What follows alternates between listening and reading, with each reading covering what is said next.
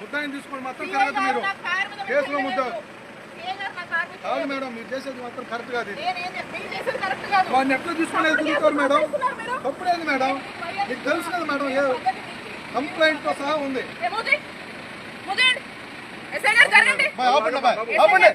పోవటానికి లేదు. కారులో ముద్దాయిని డోర్ తీసి చూపించండి మేడం, మీరు డోర్ తీసి చూపించండి, మేము పంపించాం. తగిలింది అనుకో ఇబ్బంది పడతావు.